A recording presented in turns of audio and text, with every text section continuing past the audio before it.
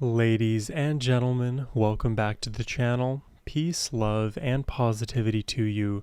My name is Sohum, and today I'm bringing you another double reaction. This time we're going to be checking out two completely new artists. First will be Please, Mr. Please by Olivia Newton-John. The second song we'll check out is I Love Rock and Roll by Joan Jett and the Blackhearts. I've never heard of Olivia or Joan before, so this is going to be a very fresh reaction for you all, which of course I hope you do enjoy.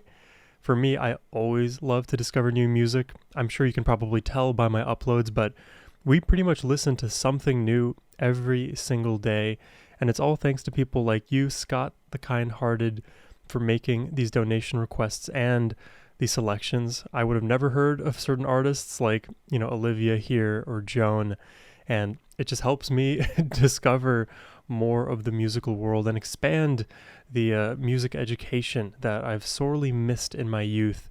But, now we are finally bringing it back. So thank you very much, Scott. Excited to check these songs out today. So let's quickly jump in.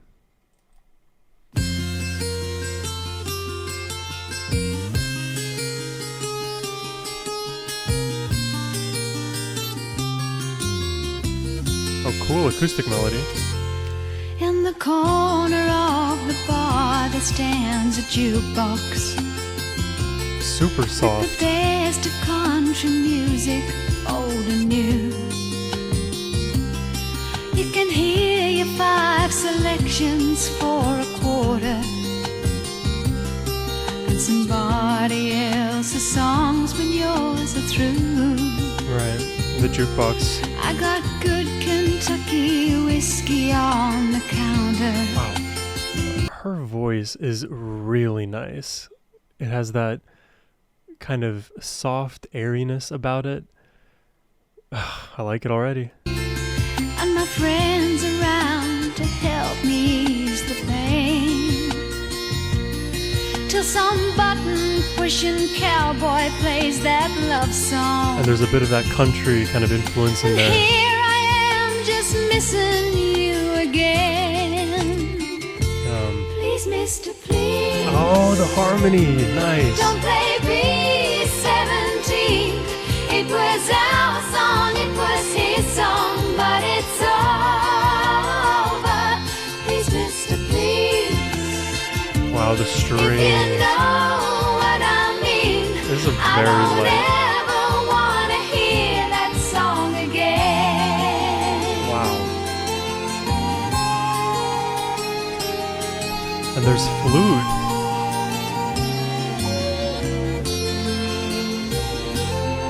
If I had a dime for every time. This song, it is so light. It is almost like, in terms of frequency, completely dominated by the higher frequencies, with, of course, Olivia's voice and the multiple layers where she's singing higher pitches as well.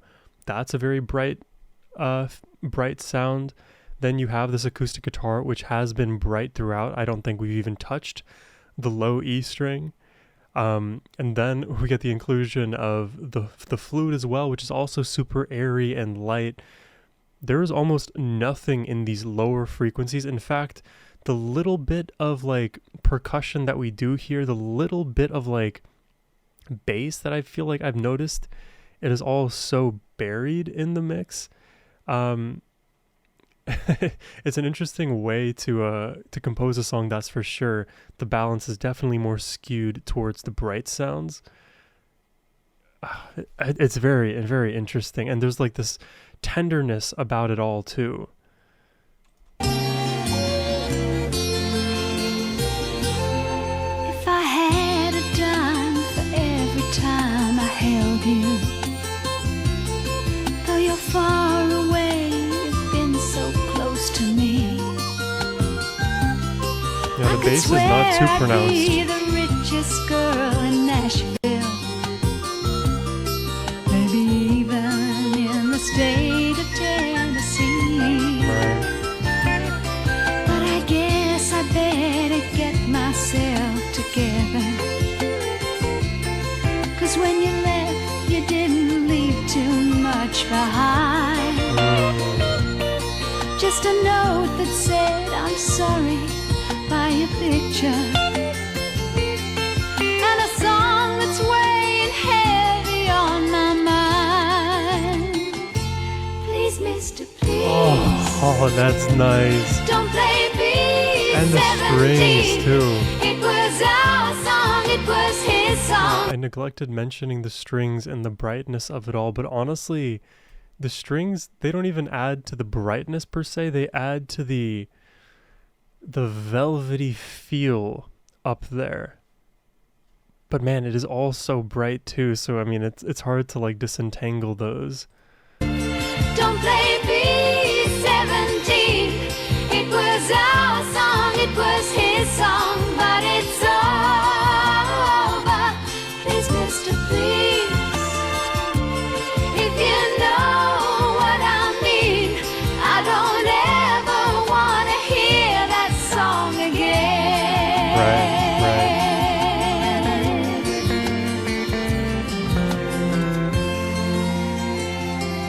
Yeah.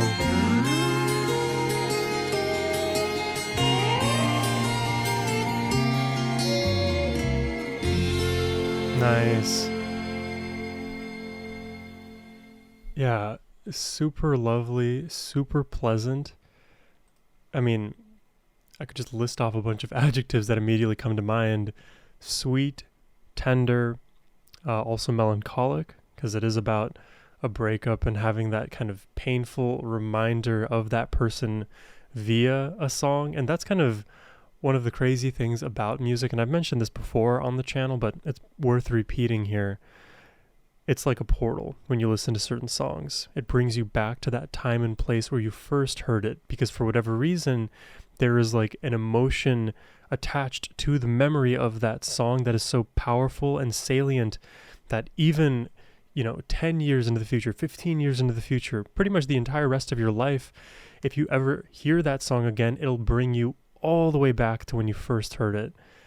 I'm 28, but there are certain songs that I've heard, over the last 15, 20 plus years even, that when I hear again, I'm immediately, instantaneously brought back to that first time I've heard it. So if that song was born out of love, and then later on a breakup occurs, and then you hear that song again, it is a painful dagger. And it's just a reminder that a lot of music and songs in general, they are tied to emotions, and maybe even more specifically, emotional wounds. There's sort of a universality to that, because it doesn't necessarily have to just be about heartbreak. It can be about any experiences you had at that time. Like I have songs that I know that have nothing to do with heartbreak, right? But I'm instantly brought back to that place and time, even if heartbreak was near and around that time and space. You can also kind of think of it as like different eras that you've gone through in terms of your own musical listening and discovery. But really, really pleasant song. Olivia has an extremely beautiful voice, very, very bright. I think that's the operative word for Olivia. Let's check out the next song here. Joan Jett and the Blackhearts.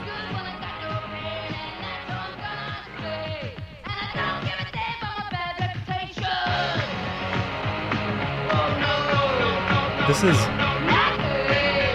Wait. Bad Reputation. I know... Is this a... Hold on.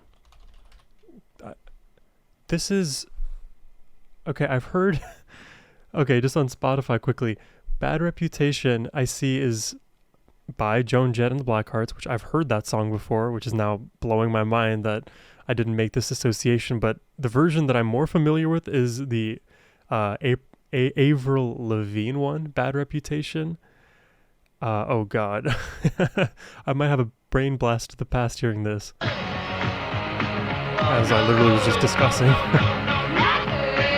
So this is them.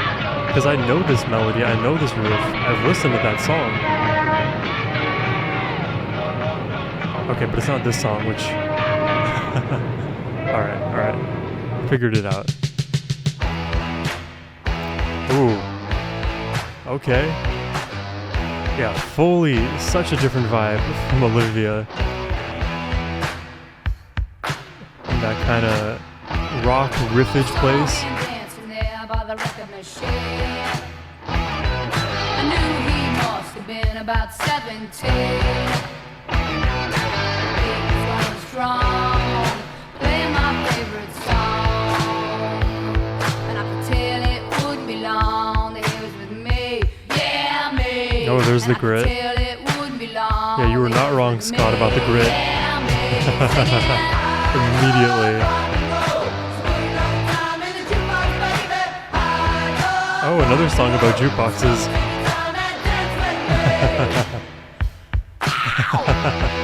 Now I'm just kind of imagining like Olivia and Joan fighting over the jukebox. One wants to play their super sweet like country ballad pop, and the other wants to play their rock and roll.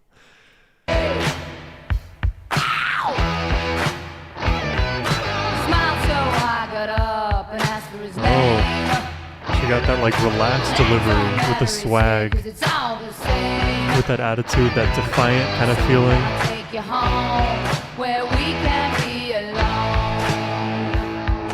And next we were moving on. He was with me, yeah, me.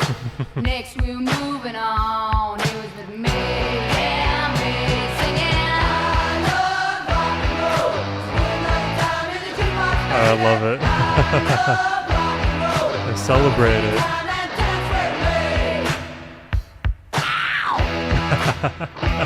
And these little cries out. Oh, that raw tone.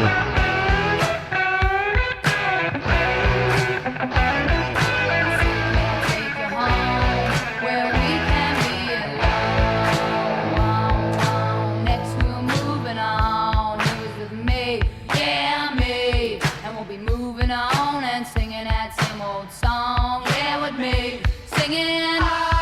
Wow, anthemic here. The feeling of like youthful rebellion just coursing through the monitor.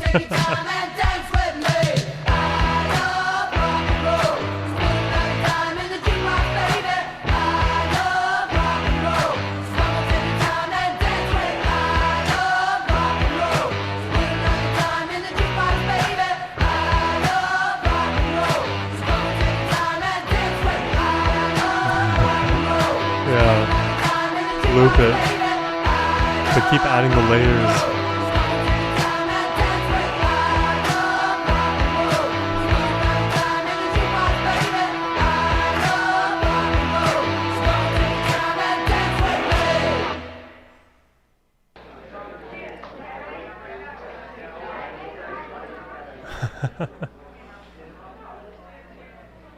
The breakaway from the video again, or from the song now.